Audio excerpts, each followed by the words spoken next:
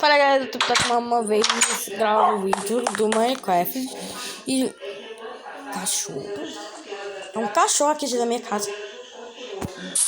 Que tá uma cria aí, né, gente? Não cria aí, né? Ele tá abandonado, coitadinho. Deixa eu pegar aqui o negócio pra dar uma. Na minha casa tem 38 ossos. Direto osso do Peru. Agora vamos fazer osso.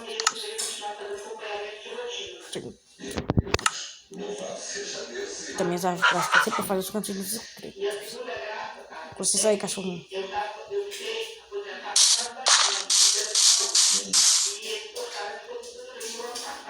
Não, já botei minhas casas aqui. Quem tava aqui de colocar o nome dele? Você escolhe aí. Escolhe aí como é o seu nome dele. Eu tô com história de botar o nome dele de Beethoven. Qual nome vocês escolhem pra mim? Botar logo a coleirinha, né? Então vamos lá daí, cachorro.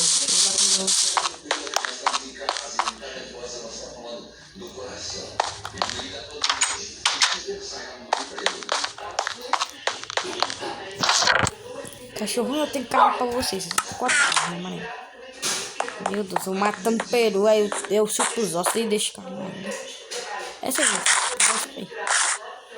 um monte de ossos e um monte de peru. Eu mato um monte de galinha, porque no meio caminho tem um monte de galinha.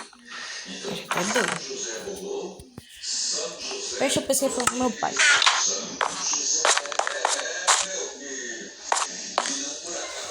Olha que sistema aqui no meu cachorro. Pera aí, gente, deixa eu dizer uma coisa aqui pra vocês. Cadê a tela? Vocês não sabem o que aconteceu. Parece que disse que tem um vampiro aqui na vizinhança nossa. Mas ninguém sabe como é um novo vampiro. As minhas ex-namoradas transformaram 2 vampiras. Aí elas estão vazando por aí. Eu tô fechando as portas e tudo. E tem meu cachorrão aqui, né? Eu não sei como eu vou botar o nome dele. E vocês escolhem aí. E vamos lá. Vamos ter cuidado. Agora eu vou dormir ali na minha casa, né?